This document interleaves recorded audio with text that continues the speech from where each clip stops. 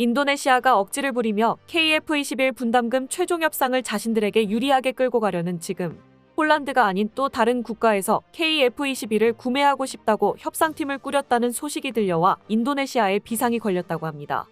KF-21로 대한민국의 방산 신화를 이어나갈 수 있을 것인지 자세한 소식 알아보도록 하겠습니다. 4년째 끌고 있는 인도네시아의 KF-21 개발 사업 분담금 미납 문제가 오랜 고통을 끝내고 해결을 앞두고 있습니다. 지난 16일 한국과 인도네시아가 KF-21 분담금 최종 협상을 이달 중으로 열릴 예정이라는 보도가 있었는데요. 이에 맞춰 인도네시아 언론들도 한국과 최종 협상을 앞두고 있다고 보도하며 지난했던 분담금 문제를 해결할 수 있을 것으로 기대받고 있었습니다. 그런데 그 사이 인도네시아 언론들이 보도하고 있는 내용들을 살펴보면 실소를 내뱉지 않을 수가 없는데요.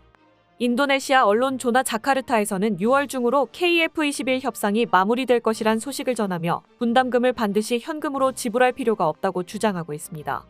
분담금을 인도네시아의 천연자원으로 지불한다고 하더라도 분담금을 받는 게 급한 한국의 입장으론 받아들일 수밖에 없다는 것이죠. 또한 KF-21 협상에 인도네시아보다는 한국이 매달리는 처지라고 주장하고 있는데요. 또한 인니 언론에서는 한국방위사업청이 양국과의 협력관계에 긍정적인 시각을 가지고 있으며 인도네시아와 한국은 오랜 방산 협력의 역사를 가지고 있어 단순히 금전적인 문제로만 이야기할 수 없는 관계라고 전하며 한국이 절대 인도네시아를 버리지 않을 거라고 호언장담했습니다. 하지만 이전에는 그랬을지도 몰라도 KF-21 분담금 문제로 상황이 악화되고 있는 현실을 외면하고 있는 주장입니다. 게다가 얼마 전 인도네시아가 최종 협상을 앞두고 한국을 뒤통수 치려는 정황이 포착되었는데요. 지난 16일 인도네시아 국방안보대회에서 향후 인도네시아군의 전력 증강 계획에 대한 국방부 장관 프라보어의 프레젠테이션이 진행되었는데요. 그런데 한 장 한 장 넘어가는 슬라이드를 보다가 충격적인 사실을 확인할 수 있었습니다. 프라보어의 프레젠테이션에서 인도네시아의 차기 전투기로 KF-21을 소개했었는데 화면을 자세히 들여다보면 인도네시아에 도입할 KF-21의 도입 대수가 48대에서 24대로 줄어있는 모습을 확인할 수 있었습니다.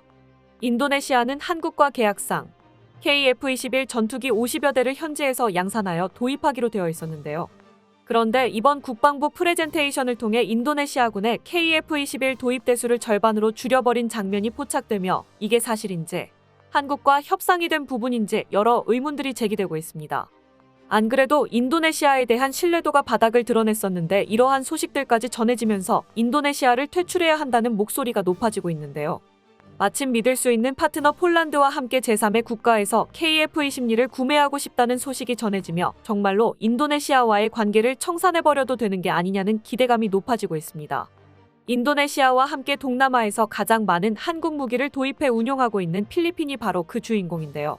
최근 카이에서 현재 필리핀군에서 운용 중인 FA-250PH를 업그레이드하는 게 어떻겠냐고 권유했고 이를 필리핀 국방부에서 긍정적으로 검토하고 있다는 소식이 전해졌습니다. 필리핀은 지난 2014년 FA-250 12대를 구매한 뒤 반군 소탕에 투입하는 등 필리핀 공군의 주력 전투기로 요긴하게 운용해 왔었는데요. 그런데 최근 폴란드 말레이시아 수출을 통해 블록20 모델 수출이 성사되면서 카이에서 필리핀에서도 FA-250 업그레이드와 블록20 모델을 추가로 구매할 의향이 있는지를 물었다고 합니다. 카이에서는 3개 편대 또는 36기의 FA-250 전투기 추가 수출과 함께 현재 필리핀 공군에서 운용 중인 FA-250 12대의 업그레이드를 제안했다고 합니다. 중국군에 맞설 즉각적인 전력 증강이 필요한 필리핀 공군에서 이번 제안에 적극적으로 호응하고 있다고 하는데요. 게다가 최근 필리핀에서 진행 중인 차세대 다목적 전투기 도입 사업에 KF-21이 유력한 후보로 참여하게 되었다고 합니다. 남중국해에서 폐악지를 일삼고 있는 중국 해군의 항모전단을 견제하기 위해선 최신 기체를 도입해야 한다는 결론을 내린 필리핀 국방부는 차세대 전투기 도입 사업을 추진하고 있었는데요. 이를 위해 록히드 마틴의 F-16 바이퍼나 스웨덴의 자스 그리펜 2종의 전투기 구매가 논의됐었지만 필리핀 정부의 예산 제약으로 인해 최종 승인이 이루어지지 않았었습니다. 그러자 카이에서 KF-21은 현재 개발 중인 4.5세대 전투기 중 가장 저렴한 가격에 진화된 차세대 전투기로 2026년부터 양산에 들어갈 예정이라고 밝히며 필리핀 공군에 적극적으로 어필하고 나선 것인데요. 이러한 제안에 대해 필리핀 국방부에서도 진지하게 논의를 진행하고 있으며 얼마 전 필리핀 국방부 대변인이 필리핀군 현대화 사업의 일환으로 다른 국가와 동등한 다목적 전투기를 구매하기 위한 예산 할당을 희망한다고 발표해 KF-21 보라매를 후보로 필리핀 다목적 전투기 도입 사업이 다시 시작될 것으로 기대받고 있습니다. 필리핀은 한국 방산의 오랜 단골 고객으로 다양한 종류의 한국 무기를 도입해 왔었기에 필리핀 군에서 운용하는 한국 무기 간의 시너지가 기대되고 있는데요. 앞서 언급한 FA-50 12대뿐만 아니라 지난 2020년 대구급 전함을 토대로 제작되어 필리핀에 수출된 호세 리자람급 호위함들이 필리핀 해역에서 중국 해군을 상대로 맹활약을 펼치고 있습니다. 호세 리자람은 HD 현대중공업이 건조해 2020년 5월 필리핀에 인도한 2600톤급 최신의 호위함으로 유류 보급 없이 최대 4500캐리 이상을 항해할 수 있고 76mm 함포와 함대공 미사일, 어뢰 등 다양한 무기 체계를 탑재하고 있어 필리핀 해군의 주력 전투함으로 활약하고 있습니다. 필리핀 해군의 호세 리자람은 취역 첫해 다국적 해상훈련인 환태평양 훈련에 참가하여 우수한 성능을 증명해냈었죠. 이후 동급의 두 번째 함정인 안토니오 루나함도 예정된 납기일을 1개월 단축시켜 필리핀에 인도하며 한국 방산의 우수성을 증명해냈었습니다. 또한 FA-50의 정확한 타격 능력은 중국 해군에 큰 위협이 되고 있으며 한국에서 퇴역하여 필리핀에 공여된 포항급 초계함은 필리핀 영해에서 작전을 수행하고 있었던 중국 잠수함까지 잡아내는 데 성공했었습니다. 한국 무기가 보여준 뛰어난 성능과 신뢰성의 필리핀 해군은 새로운 3100톤급 초계함 2척과 연안경비함 6척을 추가로 발주하기로 결정하며 한국 무기에 대한 높은 신뢰도를 보여주고 있습니다. 때문에 이번 KF-21 제안에도 한국이라면 믿을 수 있다며 예산 편성을 위한 움직임을 보여주고 있어 동남아 시장에서 인도네시아를 대체할 수 있을 거란 기대감이 높아지고 있습니다. 만약 필리핀에서 KF-21을 도입하게 된다면 필리핀 공군이 보유한 FA-50과 편대를 이루어 작전을 수행하는 모습을 볼 수 있을 것 같은데요. 공중 제압 능력이 탁월한 KF-21이 영공을 장악하고 지상 공격 및 대함 능력을 갖춘 FA-50이 함께 작전을 펼칠 수 있다면 필리핀 공군이 동남아 최강의 공군이 된다고 해도 과언이 아닙니다. 이 소식을 접한 인도네시아에서는 경악을 금치 못하고 있습니다. 필리핀은 말레이시아와 함께 동남아 지역에서 인도네시아의 최대 라이벌로 거론되는 국가인데요. 지금은 중국이라는 공공의 적 때문에 잠시 주춤하고 있지만 예전부터 인도네시아와 태평양을 두고 패권 다툼을 벌여왔었습니다. 그런데 이러다가 한국이 정말로 인도네시아를 퇴출시키고 필리핀을 끌어들이게 된다면 인도네시아는 낙동강 오리알 신세가 되어버릴 수 있게 됩니다.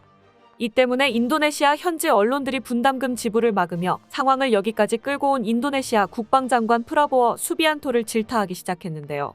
지난 26일 인도네시아 대통령궁에서 진행된 공식 회견에서 분담금을 도대체 언제 지불할 것이냐는 인도네시아 기자들의 질문에 프라보어 국방부 장관은 상세한 답변을 회피하며 어쨌든 약속을 지키기만 하면 될 것이라고 말해 현장의 강한 반발에 부딪혔다고 합니다. 현지 기자들은 그래서 약속을 언제 이행할지 정확한 일정을 말해달라 재차 질문했으나 프라보어 장관이 극도로 답변을 꺼리며 결국 약속을 이행할 구체적인 의지가 있는지 확인할 수 없었습니다. 이 때문에 KF-21 협상이 진행될 수 있다는 소식도 인도네시아에서 민심을 달래기 위해 유출한 정보이지 실제로는 제대로 된 협상을 진행할 의지가 없는 게 아니냐는 추측이 제기되고 있습니다. 일부 인도네시아 언론에서는 아무튼 약속을 지킬 거라 말하지 않았냐고 호도하고 있지만 정확한 조건이 붙지 않은 약속은 공연불에 불과하죠. 이제 더 이상 인도네시아를 기다려줄 수 없습니다. 전투적합 판정을 받으며 사실상 개발에 성공한 KF-21은 내년부터 본격적인 양산에 들어갈 예정으로 반드시 양산 전에 인도네시아와의 분담금 문제를 마무리해야 합니다. 한국에서는 인도네시아가 의사를 밝혔으니 실무진을 인도네시아에 파견하여 최대한 빠르게 구체적인 협상을 진행할 예정으로 더 이상 인도네시아가 분담금 지급을 미루며 피해가지는 못할 것입니다. 지난 10년 동안 중국의 팽창에 큰 위협을 느낀 인도네시아는 군의 현대화를 위해 각국에서 무기를 사들여 왔었습니다. 하지만 계획이 없는 무질서한 무기 도입은 인도네시아군을 정비 통일성이 없는 백화점 군대로 만들어버렸습니다. 이런 상태에서 안 그래도 부정부패로 얼룩진 인도네시아군이 제대로 돌아갈 리가 없었는데요. 결국 2021년 한국에서 도입한 잠수함 난갈라함의 정비를 게을리했다가 어처구니 없는 사고로 날려 먹어놓고선 그 원망을 아직도 한국에 돌리고 있는 상황입니다. 이 때문에 KF-21도 정비불량으로 추락시켜버리고 한국을 탓할 수 있다는 우려도 나오고 있습니다. 이득보다 실이 더 커지고 있는 인도네시아 사업을 지속해야 할지 점점 의문이 커져가고 있습니다. 인도네시아 국민들도 군에서 국가 신뢰도를 깎아내리고 있는 지금의 상황을 왜 그냥 내버려두고 있는 건지 이해할 수가 없는데요. 이 지긋지긋했던 인도네시아 계약의 종지부를 찍기를 바라며 KF-21 분담금 최종 협상이 진행되는 대로 빠르게 소식 전해드리도록 하겠습니다. 끝까지 시청해주셔서 감사합니다. 도움이 되셨다면 좋아요를, 다른 이야기도 궁금하시면 구독을 눌러주세요.